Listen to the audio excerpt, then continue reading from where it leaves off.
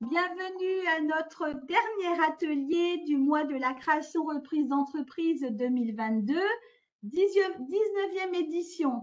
Donc, mois événement annuel organisé donc par Initiative Somme France Active Picardie en partenariat avec la Chambre de commerce Amiens Picardie, avec le soutien du Crédit Agricole, de la Caisse d'épargne et de l'Ordre des experts comptables qui nous ont permis de donner vie à cet événement, et le soutien des territoires, les comités de communes et d'agglomération et de la mutuelle Aesio. Donc aujourd'hui, un atelier un peu spécifique puisque nous allons parler de reprise d'entreprise.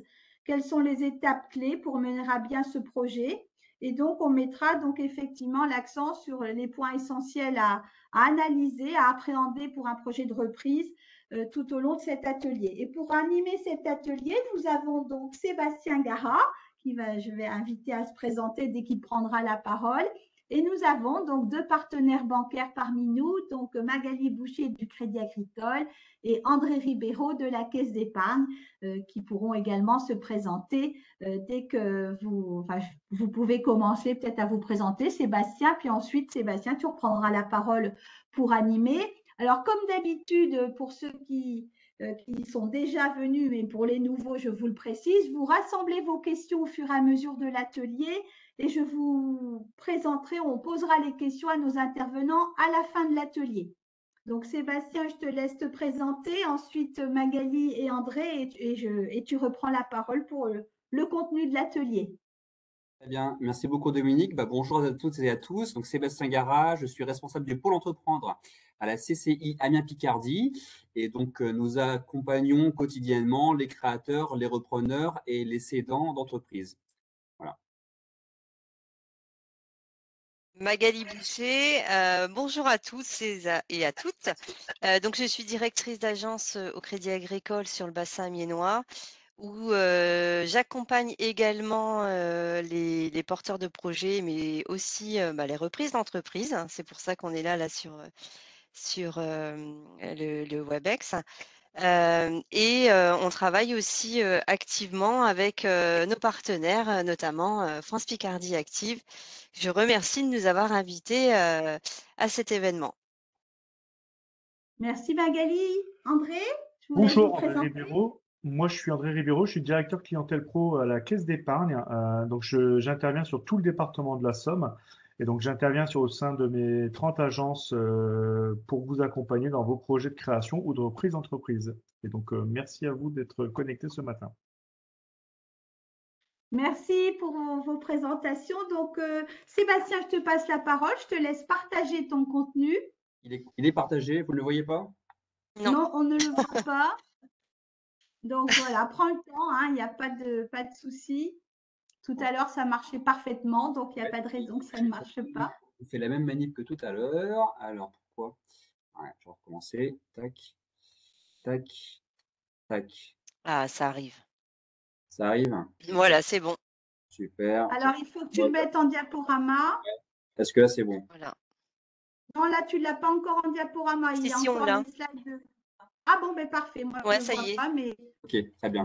Bon, si. C'était le couac de démarrer, mais il n'y aura plus de couac technique. C'est bon, on est lancé. Donc, alors, aujourd'hui, nous allons effectivement voir les spécificités d'un projet de reprise.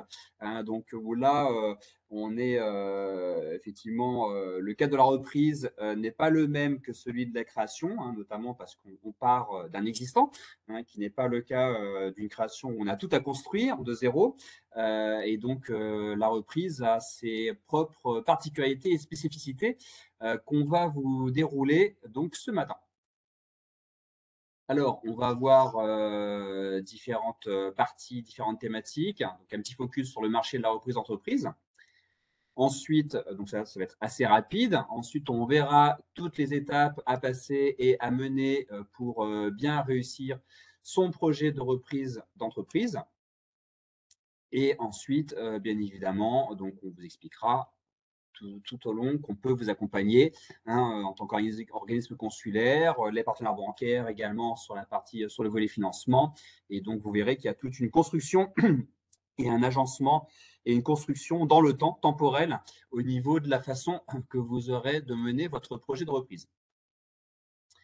Donc, petit focus sur le marché de la reprise d'entreprise. Donc, comme vous le savez certainement déjà, la France est constituée d'un tissu de PME et de TPE, hein, donc 3 millions de PME en France, hein, qui représentent la quasi-totalité, comme vous pouvez le constater, du tissu économique français, 99,9%, avec sur ces 99,9% une très grande majorité de TPE. Oui, c'est la spécificité de notre tissu économique, hein, donc peu importe l'activité exercée par la TPE, du commerce, de l'industrie, du service, de l'artisanat, etc.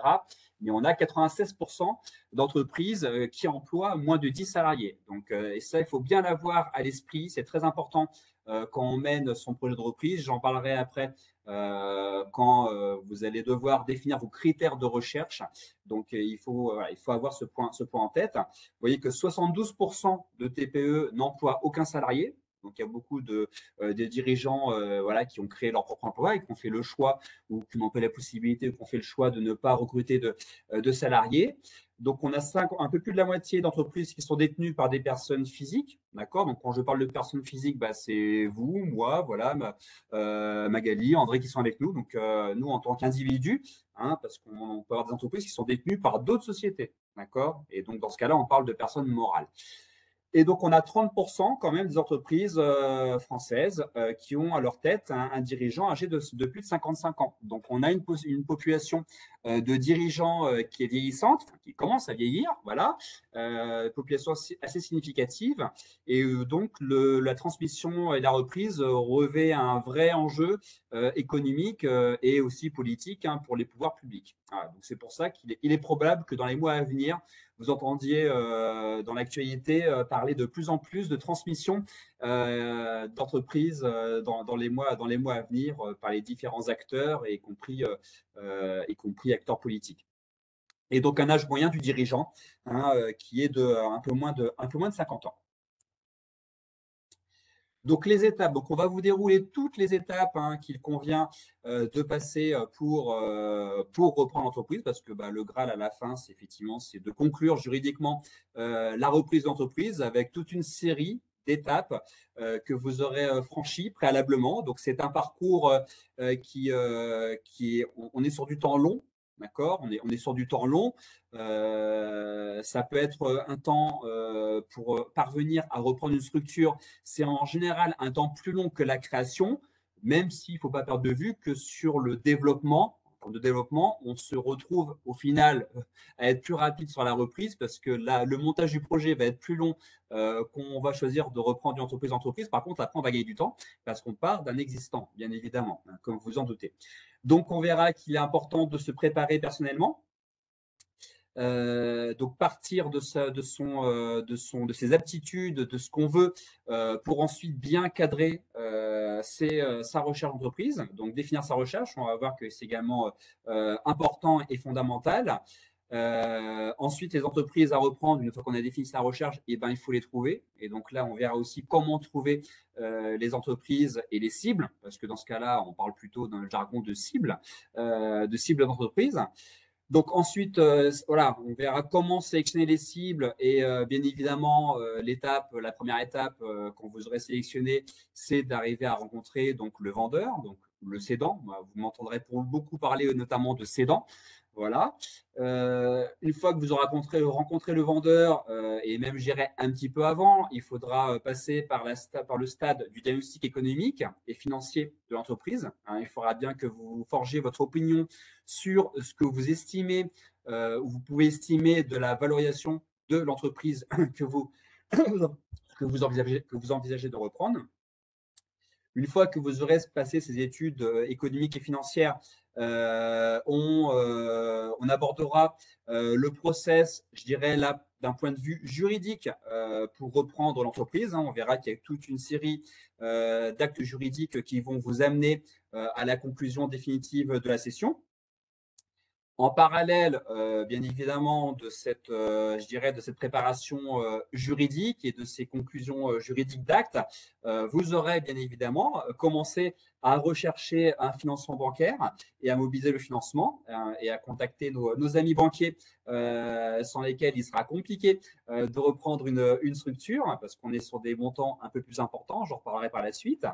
Et donc, on verra comment conclure la reprise avec les actes définitifs qui viendront clôturer la session et valider juridiquement l'opération. Et bien évidemment, quand vous aurez validé ces éléments, ça ne s'arrêtera pas là parce qu'il faudra prendre l'entreprise en main. Et puis, il y a des petits trucs et astuces qu'on verra notamment je dirais, pour que la reprise se fasse en douceur et notamment s'il y a des salariés. Voilà.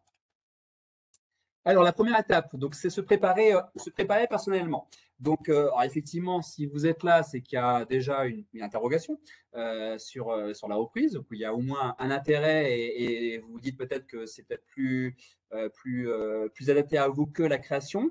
Donc, ça, voilà, il doit y avoir un vrai objectif personnel, professionnel et familial. Bien sûr, c'est peut-être bateau ce que je vais dire, mais on n'y va pas par compétition. Sur la reprise, il faut avoir vraiment une démarche positive et avoir une vraie motivation. Alors, d'avoir un projet qui cadre avec son parcours professionnel, hein, c'est important et ça permet quand même de faciliter pas mal de choses, hein, de partir sur des activités pour lesquelles on a déjà une connaissance. Bien évidemment, l'objectif doit être personnel. Pourquoi je dis que c'est un objectif personnel? Je viens le rapprocher notamment aussi de vos valeurs et de ce que vous souhaitez vous. Et également, sous le vocable personnel, vous verrez qu'on a ajouté le vocable familial. Oui, la reprise, comme la création pour le coup, les deux se rejoignent. C'est un projet aussi avant tout familial.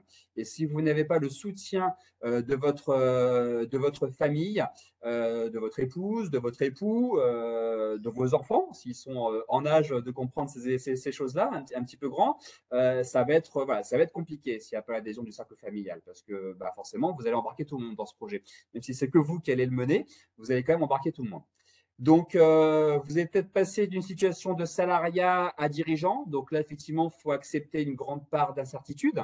Hein. Vous allez perdre le confort du salariat avec peut-être une assistante, peut-être une structure administrative, juridique sur lesquelles compter. Et là, vous allez vous retrouver un petit peu seul en tant que dirigeant, c'est vrai. Mais bon, un dirigeant n'est jamais complètement seul. Hein. Il y a toujours les accompagnants, il y a toujours le banquier, il y a toujours le cabinet comptable qui est le premier accompagnant, hein, vos organismes consulaires et notamment CCI, CMA préférés. Mais n'empêche que vous allez quand même perdre le confort du salarié et vous allez vous retrouver en véritable homme ou femme orchestre parce que vous allez être au four et au moulin, vous allez être à la technique, à l'administratif, au commercial, au management s'il y a des salariés et donc vous allez avoir pas mal de choses à gérer. Et bien évidemment, il faut que vous ayez la volonté et la niaque en vous pour avoir cette vraie volonté d'entreprendre, quoi. Et vraiment que ce soit encore une fois une démarche positive. Donc, vous l'aurez compris, il y a des motivations à la reprise pour lesquelles il est utile et nécessaire de cocher les cases. Donc là, on avait listé quelques motivations conduisantes au succès. Hein, donc, bien évidemment, devenir son propre patron, hein, c'est souvent ça part souvent de là. Hein, quand on rencontre des repreneurs, il y a souvent une lassitude qui s'est installée dans l'activité professionnelle et voilà, envie d'indépendance, envie de prendre sa destinée en main et de prendre ses propres décisions sans avoir forcément à dépendre hein, de processus décisionnels et autres qu'on peut rencontrer parfois dans des structures et dans des PME et plus grosses structures. Donc, acquérir son indépendance, gagner de l'argent. Hein, on ne fait pas œuvre de philanthropie. Hein, quand on part sur un projet de création d'entreprise ou de reprise d'entreprise, bien évidemment, le but, hein, c'est d'avoir une rentabilité minimale hein, pour que vous puissiez faire face à vos besoins et à vos éléments de vie quotidien. Donc, exploiter votre savoir-faire personnel, c'est important de bien s'appuyer sur vos compétences, sur vos compétences techniques, sur votre savoir-être aussi. Hein, c'est important d'exploiter toutes vos qualités hein, que vous saurez faire valoir. Bien évidemment, les motivations qui conduisent à l'échec, hein, c'est forcément, voilà, je veux devenir dirigeant parce que je veux avoir une certaine position sociale. Bon, en général, ça démarre pas trop bien quand c'est l'unique but. Hein. Bon, après, c'est un but loyable en soi, hein, mais bon, il doit y avoir d'autres motivations qui doivent arriver quand même avant. Bien évidemment, c'est pas une contrainte hein, quand on s'engage dans un projet de reprise ou de création. Donc, on ne doit pas choisir cette voie-là. pour résoudre une problématique de chômage, hein, même si effectivement il y en a certains qui s'orientent vers ce type de projet parce que voilà, ils rencontrent des difficultés professionnelles, hein, c'est tout à fait légitime et loyable, hein, bien sûr, mais voilà, ça ne doit pas être la principale motivation de résoudre une problématique de chômage. Donc les compétences, hein, j'en ai parlé, donc avoir l'esprit d'entreprendre, l'homme orchestre, la femme orchestre, hein, bien évidemment, et il faut pas oublier que il est important de se former. Alors tant en amont, hein, donc vous verrez qu'il y a pas mal d'organismes qui peuvent vous délivrer des formations, et notamment nous aussi en tant qu'organisme consulaire, on peut vous former en tant que futur dirigeant et pour vous aider à mener votre projet de reprise. Hein, donc voilà, je pourrais revenir vers vous si j'ai vos coordonnées et si vous pourrez me recontacter, vous verrez, il y aura une coordonnée à la fin. Donc, bien important d'acquérir des compétences, des connaissances et aussi tout au long de votre vie de dirigeant, vous aurez à vous former et aussi à combler peut-être certaines lacunes que vous pouvez avoir aujourd'hui par rapport au diagnostic que vous faites de vous. D'accord ? Donc, la seconde étape, une fois que vous aurez défini vos éléments personnels et fait quelque part cette introspection sur vous-même, c'est bien important de définir sa recherche. Je me permets d'insister sur ce point-là. Quotidiennement, je suis en contact avec des repreneurs qui recherchent des entreprises, donc où ils ont vu une entreprise dont je m'occupe qui est accédée sur un site dont on s'occupe, et donc c'est le point d'entrée que je peux avoir, ou un repreneur et qui ne sait pas comment chercher ou qui cherche une entreprise et qui s'adresse spontanément à nous. Ça arrive aussi chaque semaine. Et des fois, il y a un travers dans lequel certains repreneurs tombent, c'est qu'ils ont des recherches qui sont très, très larges en termes de secteur d'activité. Alors, le risque, si on a des secteurs d'activité qui sont assez larges, c'est légitime. On se dit pas, moi, voilà, je suis ouvert à plein d'activités différentes, donc pourquoi me limiter? OK. Mais vous allez avoir une vraie problématique parce qu'il va quand même, vous allez risquer de vous éparpiller. Et c'est important d'aller vers les secteurs d'activité pour lesquels vous pensez avoir suffisamment de compétences en termes de savoir-être et aussi de compétences techniques. C'est quand même plus simple et plus facile derrière pour prendre en main l'entreprise et ça rassurera aussi le partenaire bancaire. Je pense que mes collègues reviendront également sur ce point-là. On est d'accord. Voilà, merci Magali. Et donc là, est bien important de cibler parce que vous allez voir, on peut partir dans tous les sens. Et là, pour le coup, vous allez pouvoir vous réveiller au bout de 7 mois, 10 mois, en ayant étudié peut-être qu'un ou deux dossiers, voire pas du tout. Et là, ça serait catastrophique parce que vous auriez perdu du temps. Et vous auriez perdu du temps aussi d'indemnisation parce que souvent, les repreneurs que je vois qui sont en recherche, en général, ils ont fait une rupture conventionnelle ou autre. Et donc, du coup, il y a le compteur qui tourne. Il ne faut pas l'oublier. Il y a le compteur qui tourne en termes d'indemnisation ARE, aide au retour à l'emploi. Et donc, il faut se cadrer tout de suite. Et ça facilitera aussi votre communication avec les différents partenaires. Donc, bien définir les activités, les secteurs d'activité et les métiers que vous ciblez, la taille de l'entreprise. Donc, rappelez-vous que je vous ai dit que le tissu est constitué principalement de TPE, d'accord? Je peux encore une fois d'insister. J'ai pas mal de repreneurs qui, des fois, veulent partir sur des entreprises de plus de 10 salariés. C'est plus compliqué parce qu'on est sur un segment qui est beaucoup plus petit, d'accord? On est en haut de la pyramide, hein, quelque part, au niveau de la session. Et donc, on est sur une petite part du gâteau qui est recherchée par beaucoup de repreneurs. Donc, vous allez être en concurrence avec de nombreux repreneurs. Donc, ça peut être plus intéressant de partir sur des petites structures, pourquoi pas de 1, 2, 3 salariés, quitte à faire derrière de la croissance externe. Ce n'est pas l'objet du propos aujourd'hui, mais voilà, rien ne vous empêche de reproduire l'entreprise. Et puis, 1 ou 2 ans après, une fois que vous aurez digéré la reprise, de partir sur une nouvelle prospection et de partir sur une autre étape de recherche de reprise d'entreprise. Donc, bien définir sa taille. La zone géographique de recherche, important. Jusqu'où êtes-vous prêt à aller en termes de rayon géographique pour aller chercher l'entreprise et pour mener votre activité quotidienne. Ne perdez pas de vue que vous allez avoir des très, très grosses journées, d'accord? Donc, s'il faut que vous soyez rentré à la maison, je dis n'importe quoi, je prends un exemple, hein, si vous soyez rentré à la maison à 19h, à 19h30 ou à 8h, vous n'allez pas reprendre une entreprise à 2 heures de route, ça risque d'être un peu compliqué à gérer, donc bien définir sa zone géographique de recherche.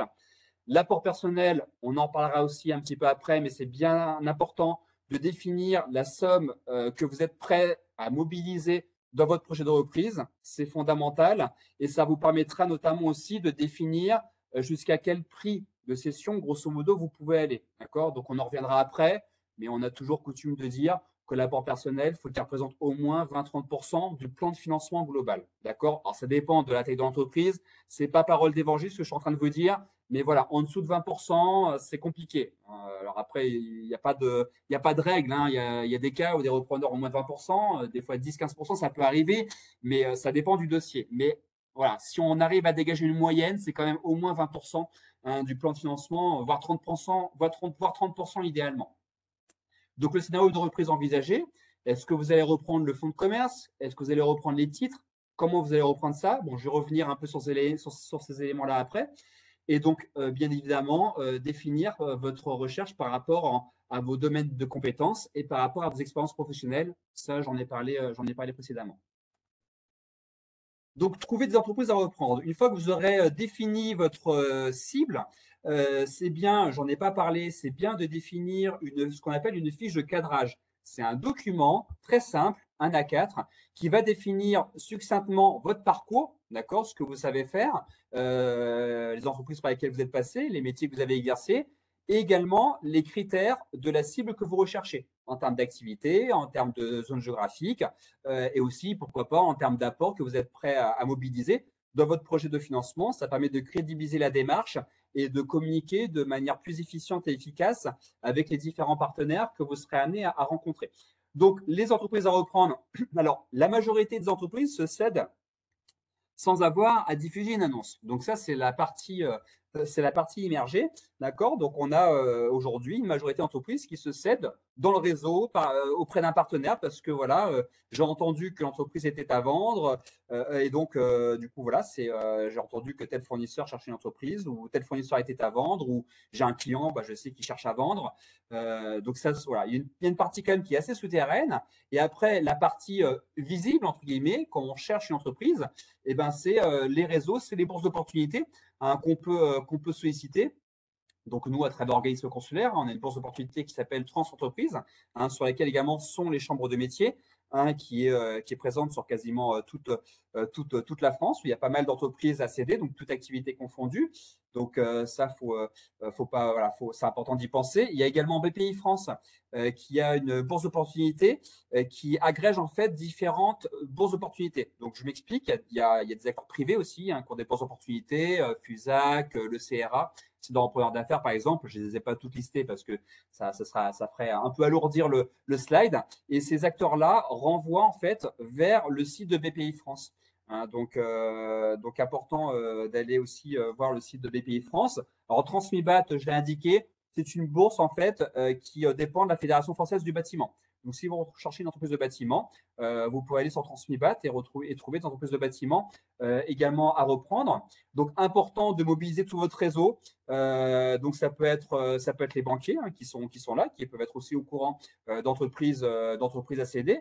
Donc, important de les solliciter, les avocats, les experts comptables, les notaires, les fédérations professionnelles, hein, important. Là, j'ai cité le bâtiment. Mais aussi métallurgie, voilà, service à la personne, enfin ce que vous voulez. Donc, fédération professionnelle aussi important à solliciter. Les cabinets de conseil, quand ils existent, hein, il peut y avoir des fois des cabinets de conseil qui sont actifs et présents sur le sujet de la transmission reprise. Donc, c'est important de se faire connaître et de les contacter spontanément pour leur faire part de votre démarche de reprise et puis votre réseau personnel. Hein, vous pouvez aussi, des fois, on trouve aussi dans son réseau personnel, hein, relationnel, professionnel, hein, ça peut être aussi une solution. Et il y a également une autre approche, moi, que je fais pas souvent, mais ça m'est arrivé de le faire, mais c'est en général assez aléatoire, c'est de faire une approche directe. Où là, bah, vous allez, en général, on va vers cette approche parce qu'on a peut-être des difficultés à trouver une cible très particulière. Et donc, on va essayer de cibler un marché, enfin une cible particulière sur un secteur particulier, et on va faire un travail d'identification des entreprises qui pourraient correspondre à ce que vous recherchez, et vous allez spontanément contacter ces entreprises. Alors en général en leur envoyant un courrier. Donc vous pouvez passer par un cabinet conseil, par votre CCI. Voilà, ça c'est aussi quelque chose qui peut se faire. Voilà, c'est aussi un investissement supplémentaire parce qu'il y a un fichier à acheter, etc., bien évidemment. Mais voilà, ça peut être aussi une solution pour trouver une entreprise à reprendre. Donc, la sélection des sites. Donc, une fois que vous aurez fait ce travail de recherche, bah, vous allez tomber sur des dossiers qui vont correspondre à vos critères et vos capacités. Donc, c'est bien évidemment, c'est important de faire preuve de disponibilité et de professionnalisme hein, quand vous allez commencer à prendre contact avec le cédant, alors via votre organisme consulaire ou via le banquier, via l'expert comptable. C'est important forcément d'être sur une posture très positive. Hein. Vous allez voir qu'on va parler beaucoup de technique, mais il y a une grosse part de relationnel dans la reprise-transmission. Et je vous en parle d'expérience. Je suis à pas mal d'années d'accompagnement des cédants. Et le technique, c'est important dans une reprise, mais l'humain est aussi fondamental. Et à deux repreneurs différents qui ont à peu près des compétences équivalentes, etc., si le cédant sent que ça passe mieux avec un repreneur sur le plan humain, il va naturellement glisser vers un certain type de repreneur. Voilà, parce que en général, en plus quand il y a des salariés, le dirigeant, il y a un très fort attachement à son entreprise et donc du coup l'humain est fondamental. Hein, c'est un peu le syndrome du gendre idéal hein, quelque part. Voilà, donc c'est un peu, on peut un peu se rapprocher là. Donc c'est important de montrer une image de disponibilité, de professionnalisme et vous allez voir que vous avez cœur de l'expérience. Hein. Donc le premier cédant avec lequel vous serez en relation, vous allez peut-être commettre des erreurs d'approche dans la discussion hein, et que vous ne commettrez pas avec d'autres cédants. Donc, c'est comme tout métier parce que j'ai toujours l'habitude de dire que repreneur, c'est un métier à part. C'est un métier en soi qui se construit, qui s'apprend sur le terrain et voilà, vous allez avoir un effet expérience. Donc, le premier rendez-vous, alors bien évidemment, préparez-le, n'y allez pas la fleur au fusil, essayez de vous renseigner au maximum sur l'entreprise. Bien évidemment, ça ne fera que renforcer votre professionnalisme. Et le but du premier rendez-vous, c'est vraiment de se découvrir mutuellement. Vous exprimez, vous vous présentez hein, en tant que repreneur, votre parcours, et également le cédant va présenter son entreprise. D'accord? Donc, j'insiste, un rendez-vous de découverte. D'accord? Donc, c'est un petit peu maladroit. Il y en a certains qui le font, mais je trouve que c'est un petit peu maladroit de demander, par exemple, les bilans au cédant dès le premier rendez-vous. Voilà. Je dirais, ça rejette une petite glace quand même dessus. Donc, c'est normal que vous ayez les bilans assez rapidement pour que vous puissiez commencer à étudier l'entreprise. Mais ça peut être un peu maladroit d'aborder les bilans et d'aborder le prix de l'entreprise dès le premier rendez-vous. Voilà. Attendez au moins le rendez-vous suivant, voir encore le suivant hein, pour aborder ces éléments de prix et autres. C'est important d'enclencher un contact humain. C'est fondamental. Et donc, le but aussi, c'est de recueillir un maximum d'informations de l'entreprise. Vous obtiendrez les informations en faisant parler le dirigeant. Il n'y a qu'en faisant parler le dirigeant que vous obtiendrez les informations. Croyez-en mon expérience. Donc, plus vous serez sur une posture humaine, plus vous arriverez à nouer un contact avec le dirigeant, meilleure la relation sera d'autant de meilleure qualité et vous arriverez à avoir de plus en plus d'informations. Donc là, on va partir sur l'étape de diagnostic d'entreprise. Donc là, je suis à mon deuxième rendez-vous, troisième rendez-vous. J'ai commencé à avoir des éléments économiques, financiers de l'entreprise. Donc, je commence ma phase de diagnostic. Alors, sans vous en rendre compte, vous avez déjà commencé à la faire, d'accord, avant, parce que vous avez déjà commencé à étudier l'entreprise, ce qu'elle fait, son marché, son activité, comment elle se positionne, comment elle fonctionne. Donc ça, vous avez commencé à aborder ce diagnostic économique.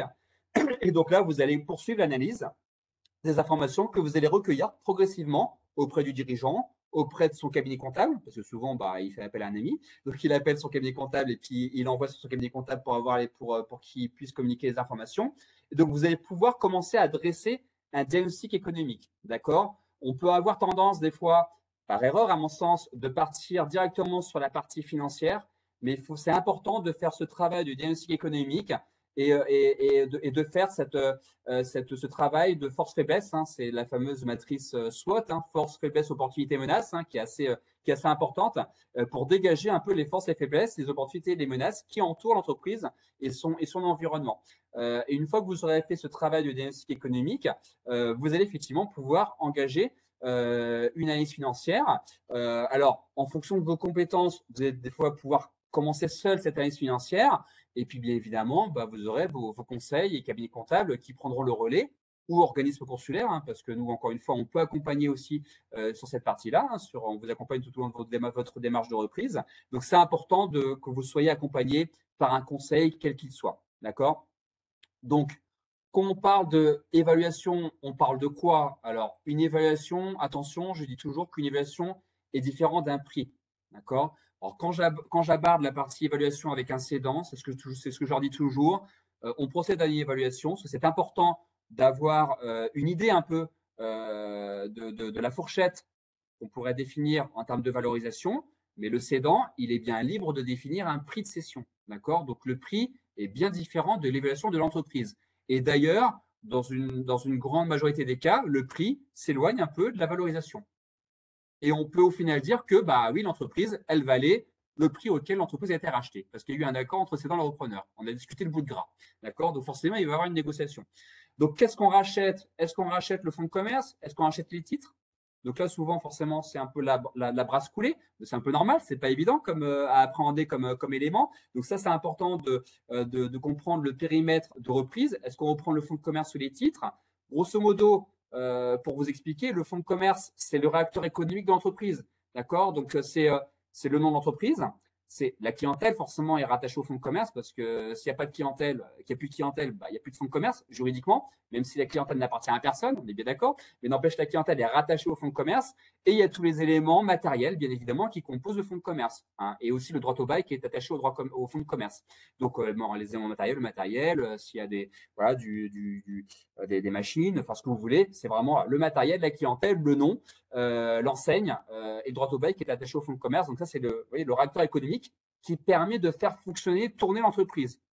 Et quand on parle des titres, bien évidemment, donc quand on parle des titres, donc là pour une entreprise qui est installée en société, parce qu'on parle de titres, si j'ai affaire à une société qui est à vendre, d'accord? Donc si j'ai une société qui est à vendre et que je parle de titres, donc là je parle de l'ensemble du périmètre, d'accord? Je parle de l'ensemble du périmètre et donc grosso modo, c'est tout ce que j'ai dans le bilan. D'accord? Et le bilan, c'est quoi? Le bilan, c'est une photo à un instant T du patrimoine de l'entreprise. Tout ce qu'elle possède à l'actif et tout ce qu'elle doit au passif. D'accord? Je schématise, je simplifie, mais c'est grosso modo tout ce qu'elle possède à l'actif et tout ce qu'elle possède au passif. Et le fonds de commerce, on le retrouve à l'actif du bilan. D'accord? Même une activité qui est exploitée en société, eh ben, elle a un fonds de commerce, mais le fonds de commerce, il appartient à la société. Et donc, le fonds de commerce, on le retrouve à l'actif du bilan. D'accord? Donc, si je reprends les titres, vous aurez bien compris que forcément, je reprends aussi le fonds de commerce, mais je reprends aussi tous les autres éléments du bilan. Donc, je vais reprendre les créances clients, je vais reprendre les stocks, je vais reprendre la trésorerie. Au passif, pareil, je vais reprendre les emprunts s'il y a des emprunts, je vais reprendre les dettes fiscales et sociales, je vais reprendre les comptes courants associés s'il y a des comptes courants associés éventuellement, je vais reprendre tous les éléments de l'entreprise. D'accord? Donc, c'est encore plus engageant et on va plus loin juridiquement dans la reprise. Et donc, on verra qu'il y a différentes méthodes d'évaluation pour évaluer que ce soit un fonds de commerce ou des titres. Donc, chaque année, depuis 20 ans, retenez les chiffres en termes de grande masse, d'accord? Parce qu'il y a des fois des variations, surtout depuis le Covid, où le Covid a abattu pas mal de cartes. Mais en régime de croisière, depuis 20 ans, on est sur environ 60 à 65 000 opérations de cession qui se concrétisent chaque année, d'accord? Et on a sur ces 60 à 65 000 une grande majorité de reprises qui se font en fonds de commerce, d'accord, donc 45 000, et une minorité donc de 15 à 20 000 qui se font en cession de titres. Donc là, c'est la société qui est reprise intégralement par le repreneur. Ok. Donc, il y a forcément des avantages et des inconvénients à reprendre le fonds de commerce ou les titres, comme vous pouvez le constater.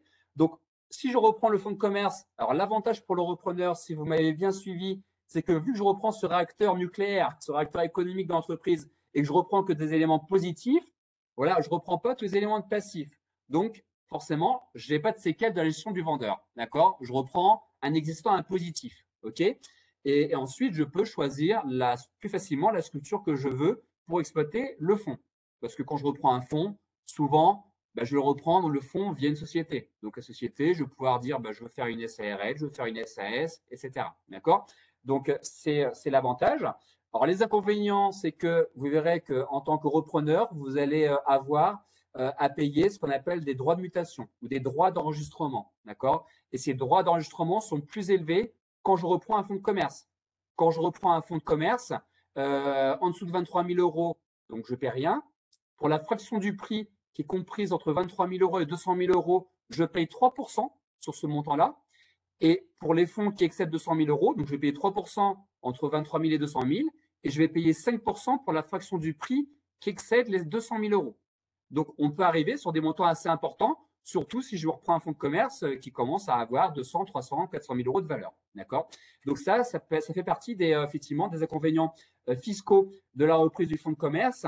Et évidemment, on peut aussi avoir une perte de continuité des relations contractuelles. Parce que quand je contracte, forcément, on contracte avec une société, si l'entreprise est organisée en société. Et donc, si je reprends que le fonds de commerce, il y a certains contrats qui peuvent tomber. D'accord? Donc ça, c'est des éléments à voir. Alors maintenant, je passe côté titre, si je reprends une société. Donc là, vu que je reprends l'ensemble, c'est transparent pour les partenaires de la société. Hein. Donc il y a une poursuite des relations contractuelles qui ont été nouées tout au fil du temps par la société, donc avec les fournisseurs, les banques, les clients, etc. Par contre, les inconvénients, c'est que je reprends les titres, donc il y a une continuité, d'accord? Donc je peux avoir éventuellement des passifs ou un passif qui surgit après la cession, d'accord? Donc on verra qu'il y a des moyens en tant que repreneur que vous vous protégiez contre cet accident qui pourrait se produire, notamment à travers ce qu'on appelle la GAP, la garantie d'actifs et de passifs. Mais je vous en parlerai après. Donc voilà, il faudra en tout cas avoir des actes juridiques supplémentaires aussi quand on reprend les titres. Donc c'est une opération qui est quand même un petit peu plus longue aussi d'un point de vue juridique.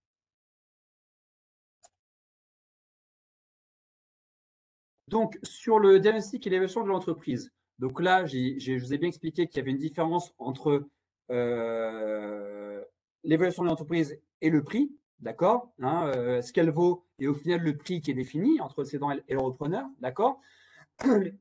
Alors, il faut partir de différents triptyques, ok. Il y a différentes familles pédagogiques, familles méthodologiques pour évaluer une entreprise, d'accord. Donc, il y a trois grandes familles d'évaluation de méthodes.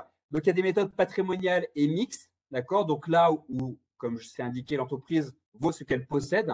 Donc là, on va appréhender la valeur de l'entreprise à travers son patrimoine, d'accord. Donc, à travers ses éléments d'actifs, quelque part. Okay, à travers ces éléments d'actifs. Alors, combien vaut cette clientèle? Compliqué d'évaluer une clientèle. Combien vaut son matériel, etc. Combien vaut son stock, ses créances et compagnie. Et ensuite, si je suis dans le cadre d'une société, je déduis ce qu'elle doit. Je déduis les emprunts et toutes les dettes qu'elle peut avoir. Donc là, c'est une méthode purement patrimoniale et c'est une méthode qui est très statique. D'accord? Donc là, ça peut être une méthode qu'on va pouvoir utiliser quand on évalue des entreprises plutôt très industrielles. D'accord? Parce que là, on va avoir affaire à des entreprises qui ont beaucoup de machines, un outillage industriel qui est assez important. Donc là, on va pouvoir utiliser ces méthodes-là. Il y a des méthodes financières ou par les flux. Ce sont personnellement mes méthodes qui ont ma préférence. L'entreprise vaut ce qu'elle rapporte. Et oui, pourquoi? Parce que vous, en tant que repreneur, vous n'allez pas autofinancer la reprise intégralement. En tout cas, moi, j'ai jamais vu ça. Donc, forcément, vous allez avoir un apport personnel, comme on l'a vu, 20-30%, idéalement, sur un plan de financement. Et le reste, vous allez solliciter du financement bancaire auprès des partenaires bancaires. Donc, forcément, il faut que l'entreprise soit en capacité de dégager suffisamment de rentabilité pour que vous puissiez rembourser l'emprunt que vous allez contracter auprès de la banque. Voilà. Donc, forcément, ce sont des méthodes qui sont fondamentales et notamment, si on reprend une activité commerciale ou de service, c'est fondamental, ça c'est clair. Et quand bien même on reprendrait une activité industrielle, on ne pourrait pas se baser que sur des méthodes patrimoniales. Il faudrait quand même recouper avec des méthodes financières. Et d'accord, je n'ai jamais fait d'évaluation qu'avec des méthodes patrimoniales. J'ai toujours des méthodes financières quand je fais une évaluation. C'est fondamental parce qu'il y a forcément cette problématique de reprise par le repreneur qui est fondamentale et qui est importante. Et le repreneur ne va pas autofinancer encore une fois l'entreprise. Et il y a également des méthodes comparatives où là, l'entreprise vaut ce que les entreprises se sont effectivement ont été payées par d'autres opérateurs sur le marché. Alors, c'est une méthode qui n'est pas évidente à mettre en œuvre parce qu'il faut avoir des points de comparaison. Et c'est pas simple d'avoir des comparaisons, surtout sur l'univers de la TPE. Il n'y a pas de base magique qui recense toutes les entreprises qui ont été vendues sur le secteur. Alors, voilà, nous, on peut avoir des points supplémentaires parce qu'on a une base de 30 entreprises qui nous permet d'avoir des points de comparaison. Et encore, c'est pas forcément toujours évident à mettre en œuvre. Mais voilà, il y a ces méthodes-là qui permettent aussi de recouper les méthodes précédentes que je vous ai expliquées. Donc, forcément, quand on évalue une entreprise, ça va être un peu un recoupement de toutes ces méthodes-là, d'accord, avec quand même une prégnance et une importance particulière, une importance particulière à travers les méthodes financières. Et je pense que mes collègues partenaires bancaires ne me contrediront pas sur ce sujet-là. C'est fondamental, d'accord. La reprise permet de gagner du temps. Il faut savoir que la reprise aussi fait gagner du temps. Et alors oui, c'est un ticket plus important à mettre sur la table, Mais si vous partez sur une création, qu'est-ce que ça me coûterait aussi de m'installer? Donc, c'est aussi important de faire la balance. Donc, on se dit, bah, tiens, la création, ça va peut-être être mobiliser moins de moyens, mais ça va aussi quand même mobiliser des moyens. Et pour parvenir au niveau d'une entreprise que je reprends qui a 10 ans d'expérience, finalement, ça va me coûter pas mal d'efforts en termes commercial, en termes d'investissement, et au final, peut-être pas moins cher, quelque part, sur la durée. Donc voilà, donc important de savoir si l'entreprise pourra retirer pour payer l'emprunt, j'en ai parlé. Et également, bah, les méthodes comparatives, pourquoi je serais plus cher que mon voisin? Alors, si je sais combien mon voisin a acheté, parce que j'ai des points de comparaison et que je peux comparer les deux structures, qu'elles sont comparables, bah là, c'est une méthode objective qu'on peut aussi utiliser. Et donc, tout ça pour arriver effectivement à parvenir à un accord avec le cédant et à définir un prix de cession. Donc, forcément, quand vous avez fait ce travail de valorisation et d'études économiques et financières, il y a une négociation qui va s'enclencher avec le cédant. Hein, vous allez négocier le bout de gras, d'accord, forcément. Donc là, on parle de la valorisation de l'entreprise, mais il n'y a pas que ça qui rentre en compte dans la négociation. J'achète une maison ou un appartement, bah oui, il n'y a que le prix de la maison, de l'appartement qui rentre en ligne de compte. J'achète une entreprise, c'est beaucoup plus compliqué, comme vous en doutez. Et il y a d'autres éléments. Quelles sont les conditions de paiement qui vont être négociées avec le cédant? Est-ce que je vais payer comptant? Avec le partenaire bancaire, bien sûr, avec le financement bancaire, mais est-ce que je vais payer comptant? Le cédant? Est-ce que je vais réussir à obtenir une petite part de crédit vendeur? C'est grosso modo le cédant qui fait la banque, hein, quelque part, qui fait la banque à titre personnel sur une partie du prix de cession. L'accompagnement également. Est-ce que le cédant va m'accompagner? Quelle est la durée sur laquelle il va m'accompagner? Est-ce qu'il va m'accompagner 2 mois, 3 mois, 4 mois plus? Et est-ce qu'il va m'accompagner de manière gratuite, bénévole ou de manière rémunérée? Donc ça, forcément, c'est un élément qui rentre aussi en ligne de compte dans la négociation. La GAP, donc j'ai commencé à en parler, la garantie d'actifs et de passifs. Donc la garantie d'actifs et de passifs, alors je vais commencer par la garantie de passifs. La garantie de passifs, c'est un document qui vous permet de vous prémunir contre l'apparition d'un passif sous votre direction à vous, mais dont l'origine remonterait à la gestion précédente. D'accord? Donc du cédant d'avant. Et donc là, dans ce cas-là, s'il y a un redressement URSSAF, fiscal, etc., si vous avez de manière avisée signé une garantie de passif, eh ben, vous pourrez aller chercher la garantie du cédant précédent pour vous indemniser du fait de l'apparition de ce passif qui n'est pas de votre faute à vous. D'accord? Alors, c'est peut-être la faute du cabinet comptable, hein, avant, qui a mal fait son travail. Toujours la faute du cabinet comptable. Voilà. Mais en tout cas, voilà, c'est le cédant que vous allez rechercher en tant que garantie. Et donc, cette garantie, c'est un document assez compliqué à rédiger. Donc, je vous encourage de vous rapprocher d'un avocat parce que c'est quand même un document assez délicat. Et donc, vous allez négocier des planchers d'intervention. Forcément, vous n'allez pas appeler le cédant garantie pour la moindre petite facture, pour 100 euros, 200 euros. Donc, vous allez avoir un plancher d'intervention, 1000 euros, 2000 euros, etc. Et vous allez avoir aussi un plafond d'intervention. Donc, vous allez négocier avec le cédant que la garantie de passif n'ira pas au-delà de n'importe quoi. Vous avez racheté la société pour 500 000 euros. Vous convenez que ça n'ira pas au-delà de 150 000 euros, par exemple. Que quoi qu'il arrive, c'est des passifs qui surviennent. Vous ne pourrez pas aller rechercher la garantie du cédant au-delà de 150 000 euros. Voilà. Donc ça, c'est des éléments à négocier. Hein, c'est purement contractuel. Il n'y a pas de règle. On peut mettre quasiment tout ce qu'on veut dans une garantie de passif. Et la garantie d'actif, c'est également le pendant de la garantie de passif. La garantie d'actif, ça vous prémunit contre la diminution d'un actif, d'accord, sous votre direction à vous, mais dont l'origine remonterait au cédant. Donc, des créances clients qui n'ont pas été suffisamment provisionnées, par exemple. Donc, il y avait 200 000 euros de créances clients et vous vous êtes rendu compte qu'en fait, il y avait excusez-moi le terme, qu'il y avait des clients pourris, en fait, ou des clients un peu véreux dans le lot et que vous n'avez jamais réussi à recouvrer et qui n'avaient pas été provisionnés en comptabilité. Donc là, vous pouvez aussi vous retourner contre le cédant. Ou encore une fois, les stocks qui ont été, par exemple, survalorisés. Donc là, pour le coup, vous vous êtes rendu compte qu'il y avait des nanars dans les stocks, beaucoup plus qu'il n'y paraissait. Et donc, du coup, vous retournez contre le cédant. Et, attendez, là, je ne suis pas d'accord. Voilà, le stock qui était valorisé 200 000 euros, correctement valorisé. Et au final, on s'est rendu compte qu'il n'y avait que 150 000 euros de valorisation réelle du stock. Voilà. Donc ça, c'est des éléments qui vont entrer en ligne de compte dans la négociation. Et également, les clauses de non-concurrence. Donc forcément, par défaut, le cédant ne doit pas vous faire concurrence, hein, il doit s'engager à une obligation de loyauté vis-à-vis de vous, mais il faut être plus prudent et se sécuriser juridiquement effectivement, en inscrivant et en signant une clause de non-concurrence dans aussi effectivement le périmètre sera négocié entre le cédant et le repreneur. Voilà. Donc, une fois que vous aurez commencé à avoir ces éléments de négociation, bah, quelque part, vous allez commencer à glisser sur la rédaction d'une lettre d'intention. Alors, souvent, il y a certains repreneurs qui appellent ça la LOI, c'est pour faire bien. Letter of Intent. Voilà, donc lettre d'intention sur laquelle vous allez commencer à mettre un peu les paramètres, les contours de l'opération de reprise et que vous allez soumettre pour validation au cédant. Donc ça, on commence à être dans un document qui est précontractuel et qui commence à être engageant parce que vous vous engagez à reprendre, en tout cas à rentrer en négociation de manière sérieuse avec le cédant sur la base de ce que vous indiquez dans la lettre. Et donc là, je vous recommande de commencer à indiquer un prix que vous proposez dans l'aide d'intention et un périmètre et des conditions de reprise. Et le cédant, il va contresigner ou pas cette lettre d'intention.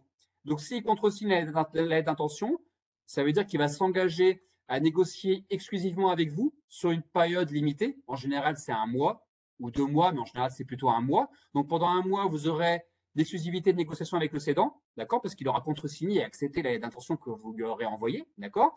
Et donc là, du coup, la lettre d'intention, si elle est bien rédigée, qu'elle est bien cadrée, normalement, et que les éléments de lettre d'intention ont été vus avant avec le cédant et ont été préparés avec le cédant, il y a quand même des chances qu'elle soit acceptée, si bien évidemment elle a été bien préparée et pour lesquels les éléments de la lettre ont été déjà préalablement, quelque part oralement, acceptés avec le cédant. D'accord. Et donc, une fois que vous aurez commencé à enclencher ce cycle de négociation exclusive, et ben là, effectivement, c'est là que vous allez contacter assez rapidement vos partenaires bancaires pour commencer et à leur soumettre un business plan, un prévisionnel financier, parce que vous aurez préalablement forcément fait votre prévisionnel. Parce que pour faire une lettre d'intention, bah, et pour proposer un prix, c'est que vous aurez forcément fait un prévisionnel financier qui démontrera que vous êtes en capacité de financer l'opération. Et donc, c'est à partir de là que vous allez pouvoir effectivement commencer à discuter le bout de gré, à soumettre votre projet aux partenaires bancaires.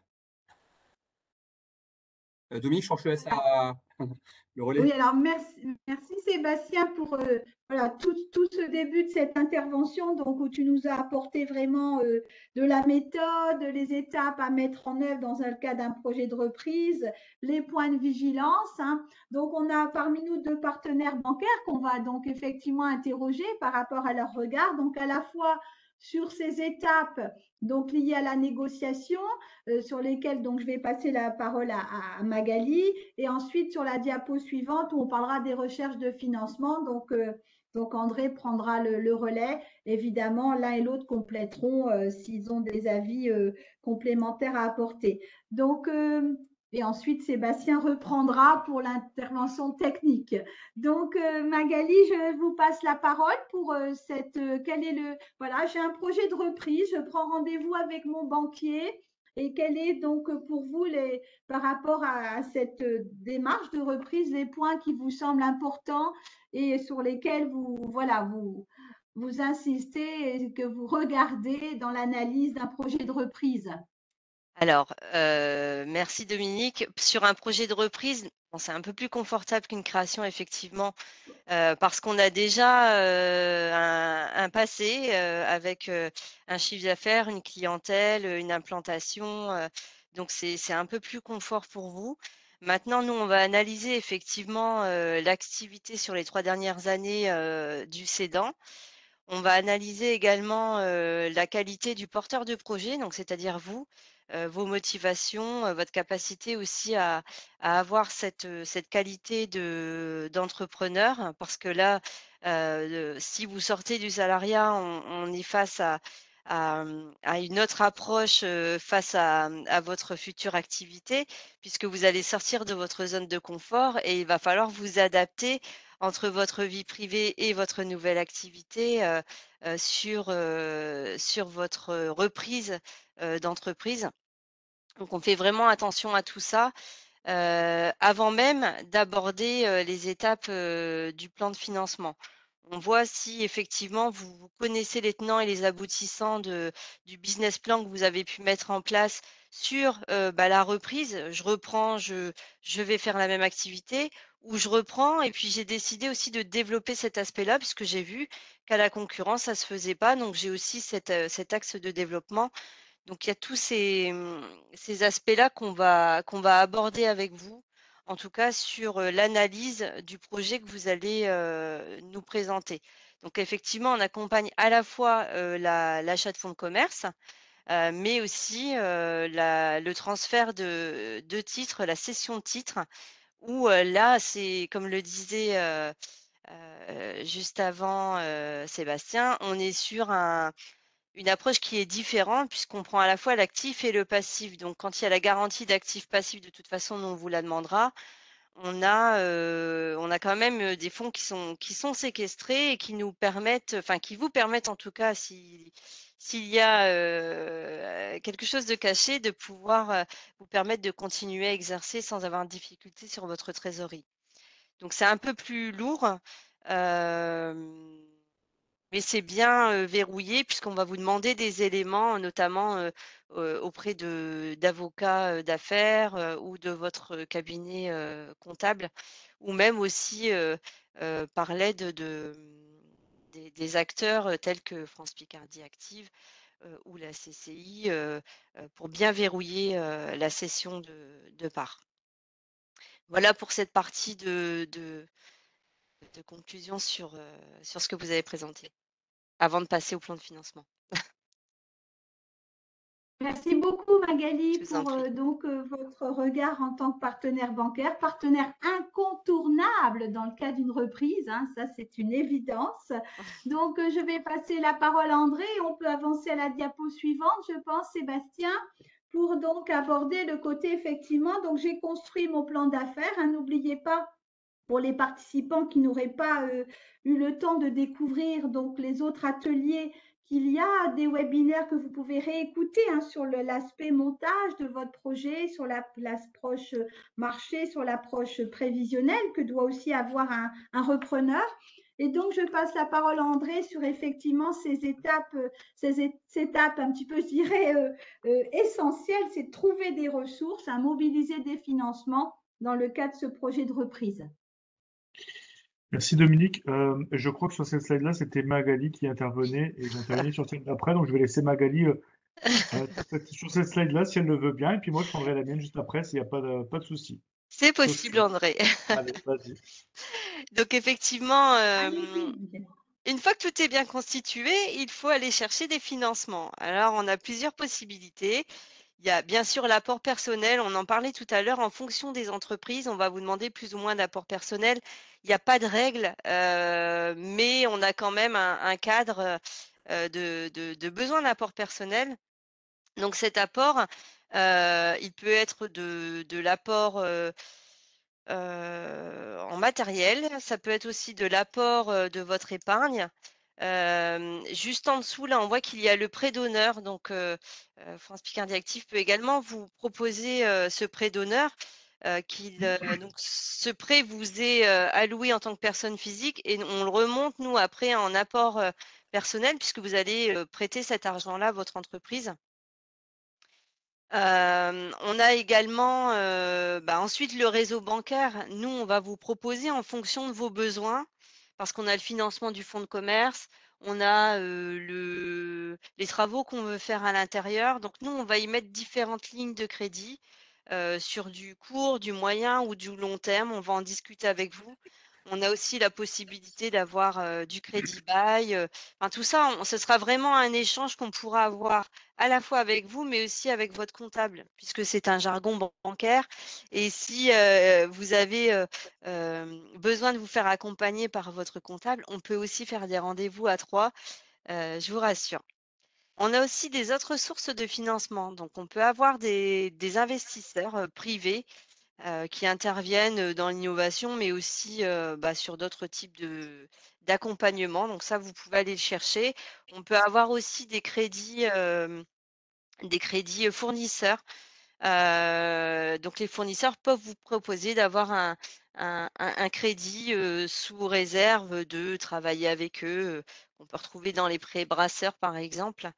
Et on a ce fameux crédit vendeur qui est un partage de risque pour le banquier, pardon, puisque le vendeur peut vous dire, bah, écoutez, mon fonds de commerce vaut 100 000 €, il y a 50 000 € qu'on fait en crédit vendeur, vous me remboursez tant par mois sur telle durée, Et nous, on vient en complément en vous mettant un prêt bancaire sur les autres 50 000 € restants, en déduisant votre rapport personnel. Ça peut être une bonne solution aussi à négocier avec le cédant.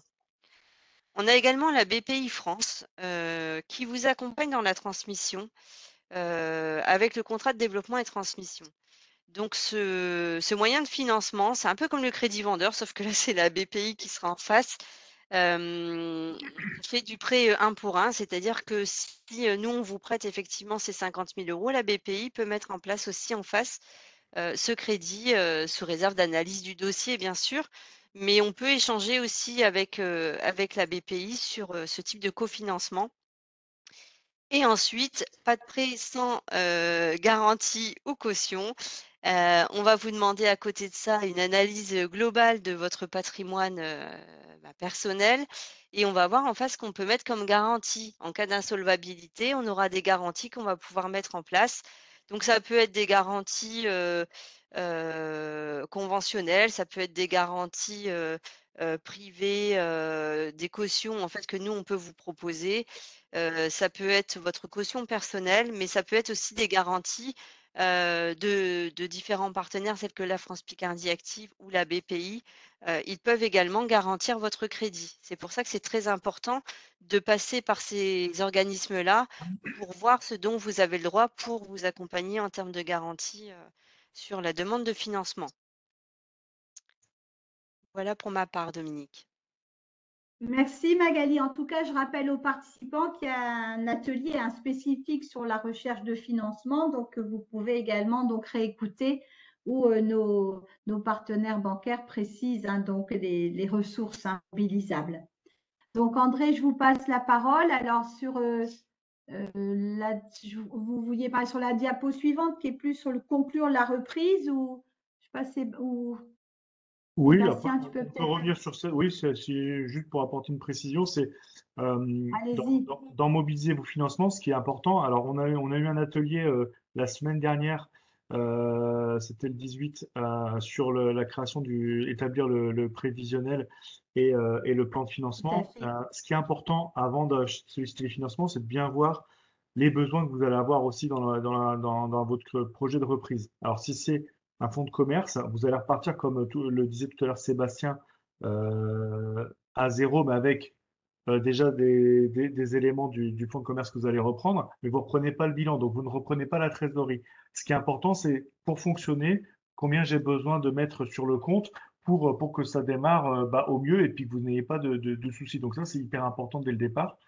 Et dans la trésorerie, quand vous êtes sur de la reprise de titres, il y a déjà une trésorerie qui est existante au sein de l'entreprise. Donc, est-ce qu'elle est suffisante pour permettre de payer les premières charges comme le loyer, les charges de vie tout simplement de l'entreprise, les salaires? Et donc voilà, c'est ces éléments-là qui sont importants. Et ensuite, nous, en face, on viendra y mettre tout ce qui permettra de financer tout ça, donc votre apport en fonction. Et c'est là où on a la fluctuation de votre apport personnel hein, qui peut passer de 10 30% ou plus en fonction de la taille de l'entreprise que vous allez reprendre. Et après, les frais en face, forcément, par rapport à ça. Donc, surtout bien identifier les besoins que vous avez et le fonctionnement actuel de l'entreprise que vous allez reprendre pour bien maximiser vos chances de réussite lors de la reprise. Voilà, pour cette slide-là. Sur celle d'après. Donc oui, Sébastien, je pense, va parler du protocole. Sébastien, sur la suivante. Oui, bon, genre, je te rendrai la parole, André, juste après, t'inquiète pas, pas de souci. Non, pas de Je souci, ne vais pas être très, très long, parce que j'ai commencé à en parler. Effectivement, donc, je reprends avant le protocole d'accord. Donc, vous aurez déjà signé une aide d'intention, d'accord, que vous aurez proposé à votre cédant, qui l'aura contresigné ou pas. Donc, si j'arrive à cette étape-là, c'est qu'il a par définition contresigné l'aide d'intention. Donc voilà, vous êtes engagé et vous allez continuer à négocier. Et en fait, plus l'aide d'intention sera importante et bien cadrée, et bien paramétrée, plus facile sera la suite, et notamment au niveau du protocole d'accord. Donc le protocole d'accord, effectivement, il marque la fin des négociations. Rappelez-vous la période d'un mois dont je vous ai parlé, d'exclusivité avec le cédant, 1 mois, 2 mois.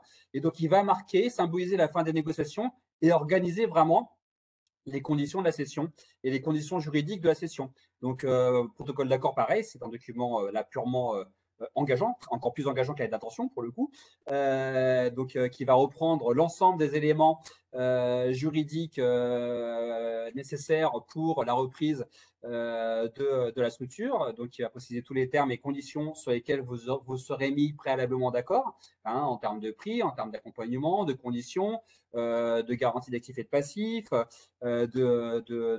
d'étalement, de crédit vendeur, c'est un crédit vendeur. Enfin, voilà, vous avez vraiment l'ensemble des éléments dedans, et c'est vraiment un engagement qui est réciproque. Donc chacun s'engage, c'est très important juridiquement. Donc le repreneur s'engage autant que le cédant.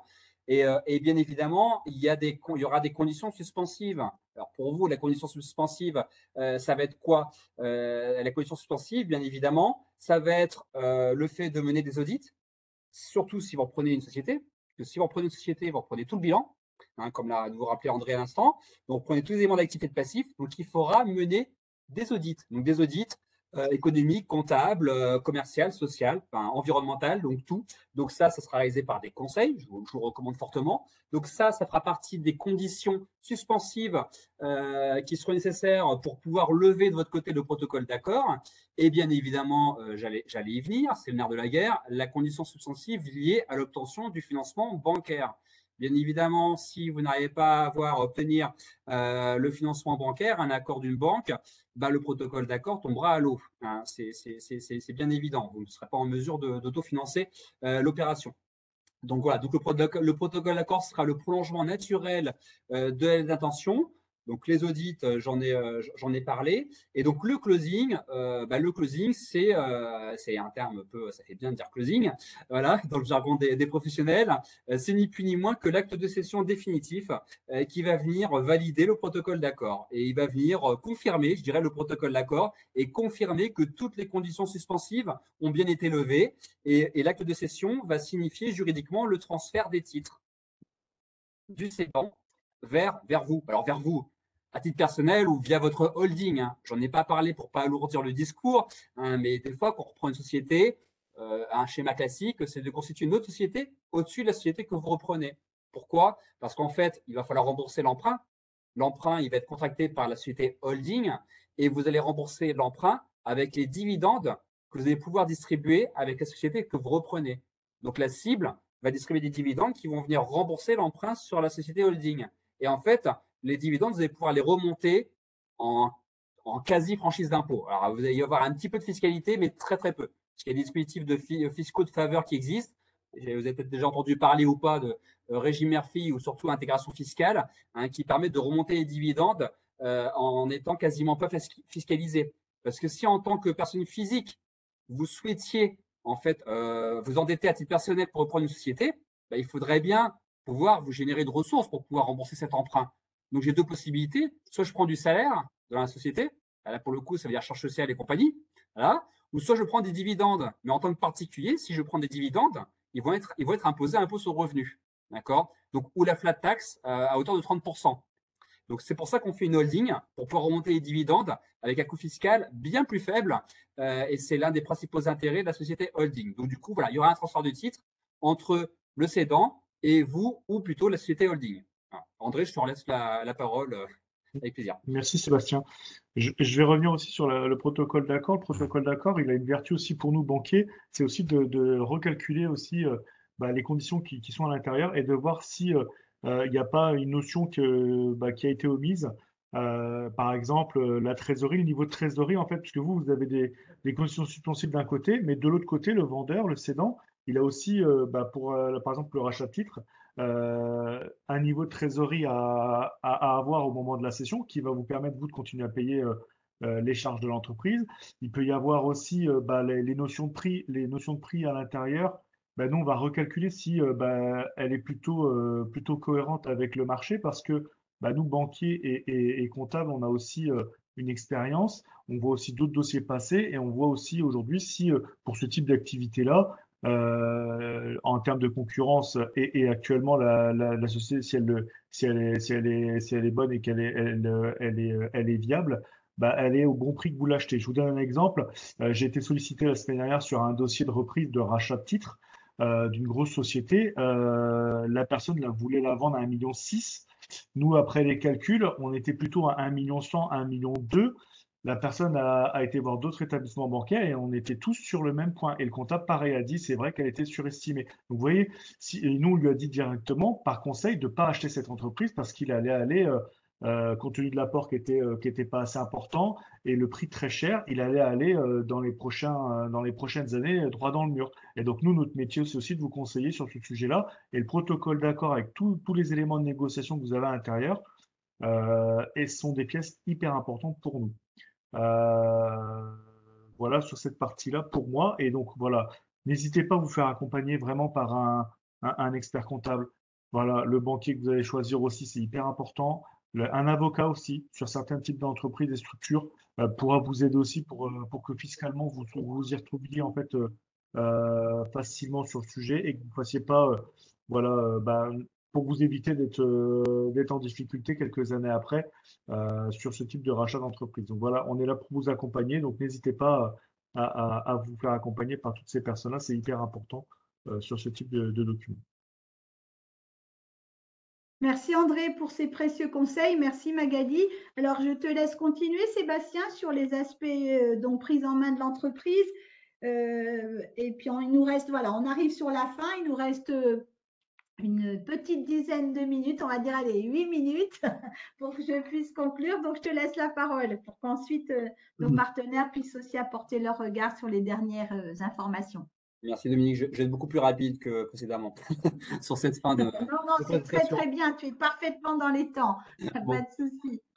Donc effectivement, quand vous aurez passé toutes ces étapes-là et que vous aurez fait le closing, passé le closing et signé l'acte de cession, donc il va y avoir un passage de relais très important entre le cédant et le repreneur. D'accord? Donc c'est le fameux accompagnement que vous aurez préalablement négocié avec le cédant. C'est important d'aborder le sujet assez rapidement dans la négociation. Et passage de relais, petit conseil, c'est jamais bon qu'il soit trop long. C'est jamais bon que la période de recoupement entre le cédant et le repreneur soit trop longue. Pourquoi? S'il y a des salariés qui sont en place, vous reprenez, je dis n'importe quoi, au 1er janvier 2023. Enfin, mettons quelqu'un reprend au 1er janvier 2023. Il y a un accompagnement de 3 mois, 4 mois, donc qui court jusqu'en avril. Donc, le salarié, à qui il s'adresse? Alors oui, normalement, il est censé s'adresser aux nouveaux dirigeants, mais naturellement, il peut quand même être plus enclin à aller parler à son ancien patron, qui est toujours dans les locaux pour accompagner. Donc, ça peut être une période un petit peu compliquée à gérer, notamment pour les salariés. Donc, c'est important que l'accompagnement ne soit pas trop long. Et en règle générale, on va pas trop au-delà de 3 mois. 3-4 mois, c'est le maximum. D'accord? Il y a des cas où ça va plus long, parce qu'il y a des cas où il y a une vraie passation technique à opérer entre le cédant et le repreneur sur certains métiers. Donc, ça peut arriver. J'ai déjà rencontré des cas avec des accompagnements plus longs. Mais voilà, souvent, c'est 3-4 mois et il y a un désengagement progressif du cédant.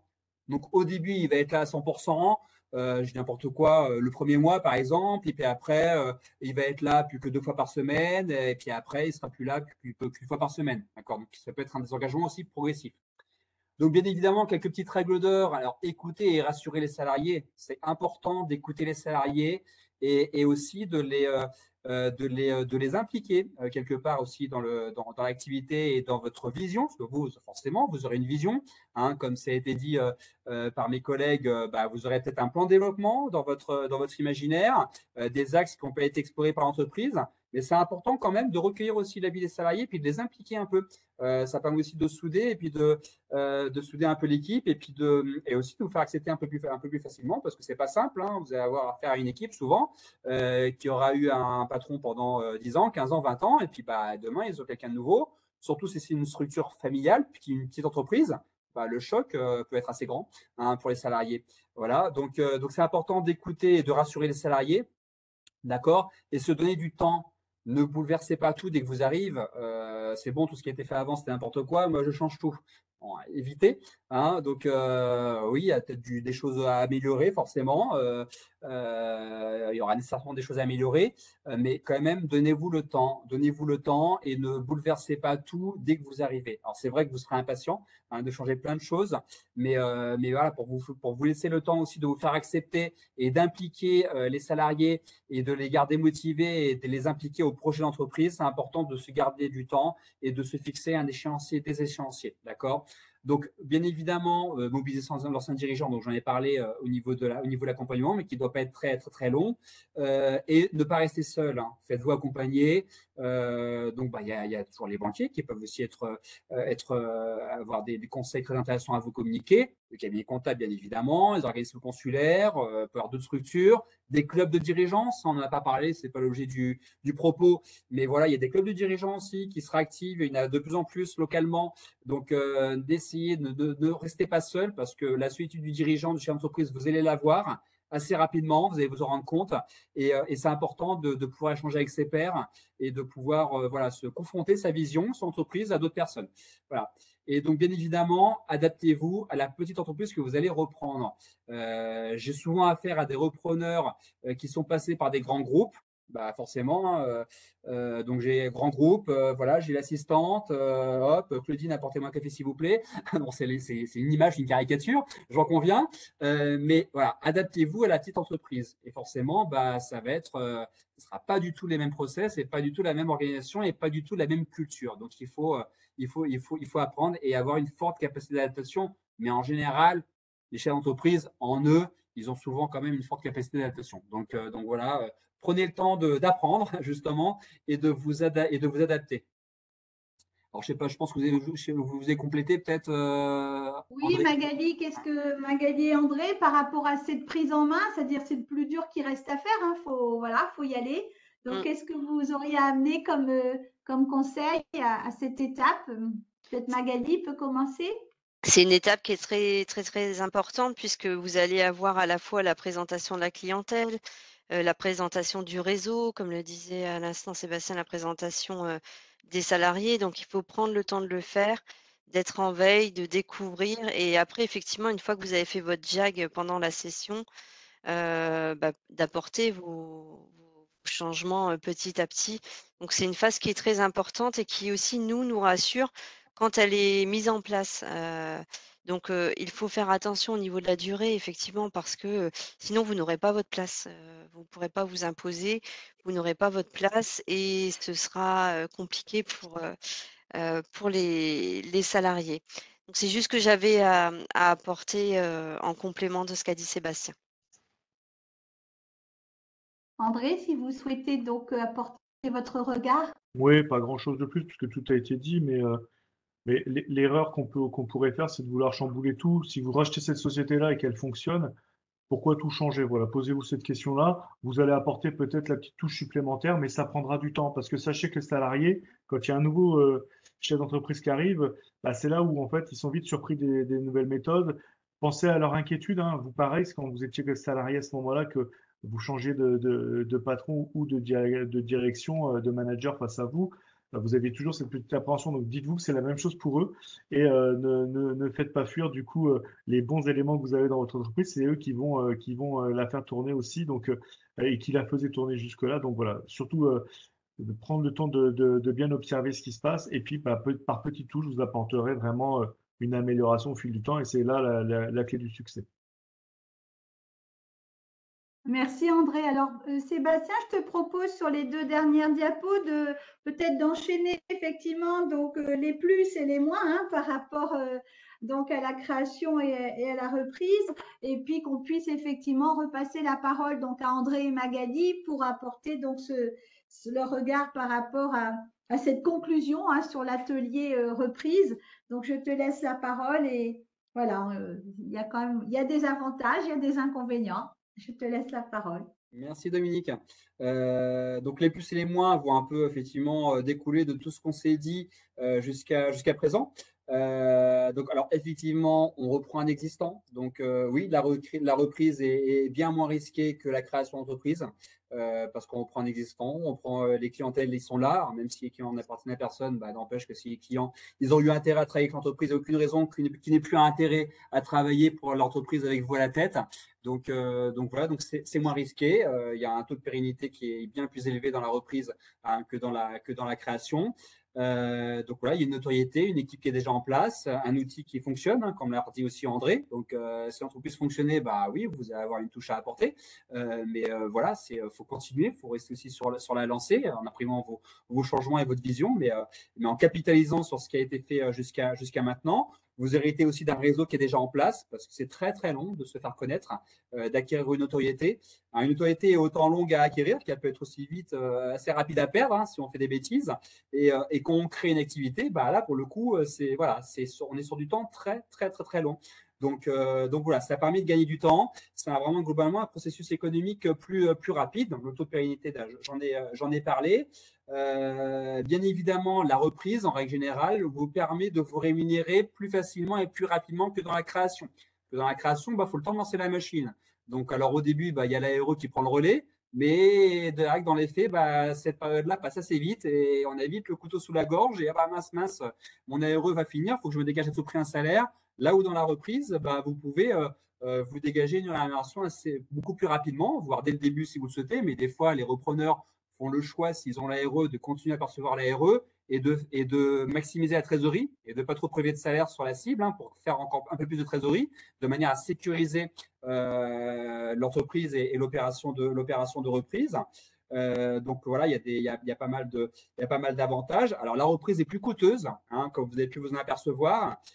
Faites le calcul. Si je reprends une société qui vaut 500 000 euros, si je dois mobiliser 20%, voilà, faites le calcul. Ça, on arrive sur des apports qui peuvent être assez importants, d'accord.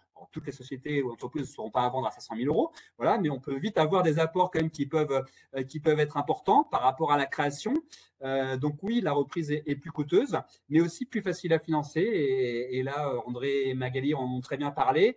Eh bien oui, il y a des bilans qui sont déjà existants, voilà.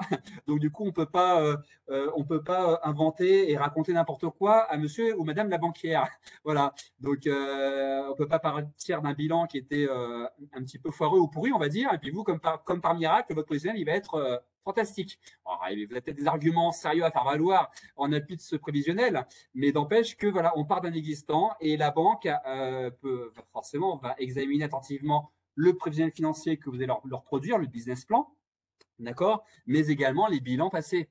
Donc voilà, d'où davantage de visibilité, de lisibilité pour les banques, un peu plus d'éléments tangibles sur lesquels se baser, parce que quand on part sur une création, voilà, un chiffre d'affaires prévisionnel sur une création, c'est beaucoup plus compliqué à définir que sur une reprise d'entreprise.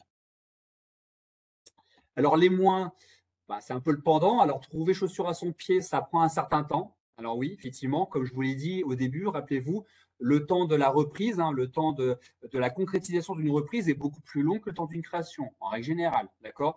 Donc oui, ça prend du temps, et le temps le plus long, c'est de trouver la bonne cible. Voilà, vous allez voir, c'est un peu le parcours du combattant, voilà, mais c'est ça aussi qui fait son charme. Quand vous aurez trouvé, vous serez content des efforts que vous aurez fournis et déployés pour trouver la bonne cible. Mais voilà, ça prend du temps de trouver, de sourcer l'entreprise à reprendre. Il y a aussi un effet concurrence entre repreneurs. Je l'ai encore constaté il y a très peu de temps. Voilà, et vécu en direct il n'y a pas plus loin que 3 semaines. J'avais une entreprise qui était à reprendre. Enfin, normalement, ça va se dénouer le closing. Le closing va intervenir début janvier, au retour des vacances de Noël si tout va bien. Et j'avais mis en relation 2 repreneurs avec une entreprise ACD qui est un peu dans le secteur du bâtiment, je ne vais pas trop en dire. Et les 2 repreneurs étaient très intéressés pour reprendre la structure. Les 2 ont transmis une lettre d'intention, mais il y en a un qui a été plus rapide que l'autre. Dans la lettre d'intention qu'il a transmise au cédant, et le cédant va accepter la première intention qui s'est présentée. Voilà. Et en fait, le repreneur qui a été trop long, je l'avais mis en relation avant, paradoxalement, mais c'est son conseil, c'est son avocat qui a été beaucoup trop long à la détente en dégainant la lettre d'intention et qui l'a aidé à rédiger cette lettre. Et du coup, sa lettre est arrivée 3 jours après le second repreneur avec qui j'avais mis en relation. Et du coup, la première que le cédant a reçue a été acceptée. Alors du coup, autant vous dire que voilà, il a qu'une toute petite possibilité éventuellement de reprendre la structure si ça ne se fait pas avec le repreneur actuel. Mais à mon avis, ça va plutôt l'air bien embarqué. Donc, il y a une concurrence entre repreneurs, oui, ça, il ne faut pas l'oublier, surtout sur les bons dossiers. Donc, il peut y avoir une concurrence et donc, il faut savoir être réactif, mais sans se précipiter non plus sur n'importe quel dossier. Bien évidemment, c'est important vaut mieux des fois rater une entreprise, une occasion, plutôt que de partir sur une mauvaise occasion, une mauvaise cible. Donc, un apport personnel forcément à prévoir plus important que dans le cas d'une création. Et aussi, si je reprends des salariés, bah voilà, je reprends tout de suite un effectif, une équipe, et c'est pas forcément évident. Il faut que je les fédère autour d'un nouveau projet. Il faut que je les emmène. Hein. Moi, Sébastien Guérin, je reprends une boîte. Bah, ils me connaissent pas. Bah, faut que j'arrive à les faire adhérer à mon projet et adhérer et à les faire continuer à aller de l'avant, quoi. Et c'est pas simple hein, parce que effectivement, comme l'a rappelé André, bah, ils ont eu affaire à un manager pendant 10 ans, 15 ans, 20 ans et un dirigeant avec lequel il y avait une forte proximité parce que dans la TPE, il y a une très forte proximité entre les dirigeants et les salariés qui se voient quotidiennement. Donc voilà, il y a un vrai enjeu, une vraie difficulté effectivement à appréhender dans le cadre de la reprise. Voilà. Alors après, j'ai pas parlé effectivement de la notion de lien qui peut exister entre les clients et le cédant. Alors oui, des fois, il peut y avoir un intuitu personae entre le dirigeant qui cède son entreprise et certains clients. Et donc ça, il faut être très vigilant par rapport à ça, voilà, parce que il peut y avoir, faut le dire, hein, il peut y avoir un risque hein, de perte d'une partie de clientèle parce que les clients avaient des habitudes avec l'ancien patron. Donc en règle générale, quand même, ça se passe quand même plutôt bien. Mais il peut y avoir un risque à ce niveau-là. Et effectivement, il faut être bien vigilant. Et j'insisterai même sur quand vous faites le tour des fournisseurs et des clients, faites-le avant la session. Et la présentation au client doit intervenir avant la session. Hein, bien évidemment, très important. Et vous allez aussi refaire le tour avec le dirigeant quand vous aurez cédé. Mais quand vous serez sur le point de conclure la session, c'est déjà important de verrouiller un peu et de rencontrer au moins les principaux clients et aussi de les rassurer. Parce que c'est ça, hein, c'est aussi rassurer les clients et les partenaires que voilà, que l'entreprise sera toujours en capacité, bien évidemment, de continuer à travailler avec eux et que vous êtes prêts à voilà à vous adapter et puis à faire en sorte que tout se passera bien sans aucune difficulté. Donc forcément, arriver à faire évoluer l'entreprise qui doit être changée. S'il y a des choses qui doivent être changées, donc forcément y aller progressivement, hein, comme nous l'avons tous dit, mais aussi des fois c'est pas évident d'arriver à faire changer des habitudes de travail. Et oui, donc même si vous avez des changements à opérer, bah, vous allez avoir des résistances. Hein, et là où il y a de l'humain, bah, il y a toujours des résistances forcément. Donc c'est normal, ça c'est naturel. Et donc il peut y avoir des difficultés à faire évoluer des méthodes, une organisation. Donc ça peut effectivement, il faut faire preuve d'adaptation et surtout, je pense, de diplomatie. Très important de faire preuve d'une très grande diplomatie avec les salariés quand vous allez reprendre la structure et savoir les faire adhérer à votre projet et voir que finalement vous êtes tous dans le même bateau hein, et que vous êtes tous dans la même direction, quoi. Mais effectivement, il peut y avoir des fois des résistances, quoi. Je vous laisse. Merci beaucoup, Sébastien. Mais écoutons, je vais passer donc la parole. Alors, c'est un sujet dense, hein, évidemment. Il y a tellement à dire. Donc, je vais passer la parole à André, peut-être donc pour conclure et puis compléter donc le propos de Sébastien. Et ensuite, Magali apportera également un mot de conclusion. Merci Dominique. Oui, très, très rapide, juste là, on l'a vu depuis le début, mais le projet de reprise d'entreprise a un coût. On a toujours tendance à se dire qu'on va enrichir le cédant, mais rappelez-vous une chose, c'est que le cédant, s'il a créé cette entreprise, c'est lui qui a pris tout le risque au départ. Et il vous cède quelque chose avec un passé, et souvent un bon passé. Et donc à vous de créer, voilà, d'écrire le bon futur avec cette entreprise et de repartir sur de bonnes bases. Le fait de créer vous-même, alors en effet, ça a aussi un coût parce que vous allez investir sur pas mal d'autres éléments et devoir peut-être recruter et ainsi de suite et d'aller chercher plus vite vos clients, vite vos fournisseurs. Voilà, ça c'est pour vite travailler. Donc ça a peut-être l'impression d'être moins cher au départ, mais au final, l'énergie que vous allez y dépenser, je pense qu'elle se valorise aussi par rapport à tous les risques que le cédant a pris. Et donc, nous, on est là aussi pour vous aider à l'acheter au bon prix. Et donc, soyez-en rassurés par rapport à ça si je devais conclure. Voilà. Merci beaucoup, André. Magali, et puis on peut peut-être avancer, Sébastien, sur les coordonnées de vos coordonnées. Voilà, donc Magali, je vous laisse la parole sur cette conclusion. Merci Dominique.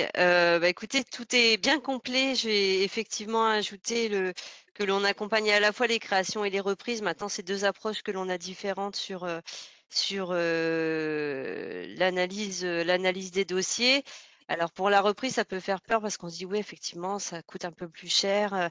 Il faut y mettre un petit peu plus d'apport, mais ça se prépare. Si vous le préparez bien, on peut aussi vous accompagner sur des emprunts qui sont un peu plus élevés puisqu'on a déjà on a déjà une antériorité sur l'entreprise. Donc, n'hésitez pas à effectivement vous faire accompagner et vous faire aider pour analyser cette reprise. Préparez-la en amont puisque ça ne se fait pas du jour au lendemain. Préparez votre rapport personnel pour pas être déçu parce que vous avez eu un coup de cœur sur une entreprise et vous êtes sûr de pouvoir la reprendre, mais vous êtes bloqué par cet apport personnel. Donc, préparez bien tout ça. Et puis, on reste, nous, à votre disposition, même si c'est juste un avis pour nous consulter et avoir notre regard avant même d'aller demander des financements. On est aussi disponible et on peut échanger avec l'ensemble des partenaires sur votre dossier. D'ailleurs, on échange sur des dossiers de reprise. Donc, n'hésitez pas à nous solliciter. Voilà pour mon mot de conclusion. Merci beaucoup. En tout cas, merci à vous trois. Donc, je pense que Élodie, je crois qu'il n'y a pas de questions, mais bon, ça peut se comprendre. Il y a beaucoup de choses peut-être à s'approprier, à écouter, à suivre comme conseil. Donc, comme vous l'avez très bien dit, en tout cas, on ne reste pas seul, hein, n'est-ce pas, Sébastien? On a des acteurs du territoire qui ont des compétences, des partenaires bancaires qui peuvent vous apporter leur regard. Chez Initiative Somme, on peut aussi donc apporter notre regard. Hein. Il arrive aussi, nous, en comité, qu'on s'aperçoive que les coûts sont parfois surestimés. Tout ça, on apporte effectivement notre expertise. En tout cas, un mot d'ordre, ne pas rester seul. Hein. Donc, voilà. Donc, en tout cas, comment, Sébastien? En retenir, c'est bien celui-là, ne pas rester seul. Oui, tout à fait. Ne pas rester seul et profiter des accompagnements proposés par nos acteurs du territoire. En tout cas, voilà, ce mois de la création reprise entreprise 2022 se termine. C'est notre dernier webinaire. Les ateliers en présentiel également ont été sont terminés. Merci pour votre participation. Je rappelle que vous pouvez les réécouter, hein, les webinaires à votre guise, autant de fois que vous voulez. Ils sont donc disponibles sur la page Facebook, hein, du mois, en passant par notre site www.franceactive-picardie.org. Donc, n'hésitez pas à réécouter ces conseils. Je remercie donc l'ensemble, hein, des acteurs qui ont permis donc de donner vie à cet événement annuel. Donc, nos partenaires, donc la Chambre de commerce Amiens-Picardie, nos financeurs, Caisse d'épargne, Crédit Agricole, l'Ordre des experts comptables. Donc, merci à Magali Boucher, André Ribeiro, Philippe Bettin. Merci à nos collègues de la Chambre de commerce, hein, donc Hervé Dabour, Aude Payen, Sébastien qui est là avec nous et toute l'équipe qui a permis de relayer donc la communication sur le mois. Merci à Mathieu Foyard d'Aesio Mutuel. Merci à Monsieur Noulez, Michael Noulez qui représentait l'Ordre des experts comptables qui a également permis donc de donner vie au mois grâce à un soutien financier. Merci aux territoires qui ont organisé tous ces ateliers en présentiel et qui se sont investis donc pour parler voilà, de l'entrepreneuriat et des missions des uns et des autres. Merci à l'agence de Com Zeppelin et merci donc à nos médias aussi qui ont permis de communiquer, France Bleu Picardie, Radio Campus. Et merci à l'équipe d'Initiative Somme France Active Picardie, donc surtout Natacha Lenel et Élodie Villard et les collègues qui ont relayé l'information. Donc, j'espère que je n'oublie personne et merci évidemment aux porteurs de projets qui ont assisté à ces ateliers. Donc, rendez-vous donc sur le terrain pour de l'accompagnement, évidemment, très vite pour ceux qui le souhaitent. Et rendez-vous l'année prochaine, hein, pour la 20e édition du mois. Merci en tout cas de votre coopération. Merci beaucoup Magali, André et merci Sébastien. C'est un sujet qui est souvent ardu et qui demande plus de temps à expliciter. Hein. Donc, à très bientôt à tous. Merci beaucoup. Merci beaucoup. Merci à vous. À bientôt. Au revoir. Au revoir. Bientôt, au revoir. Merci pour tout.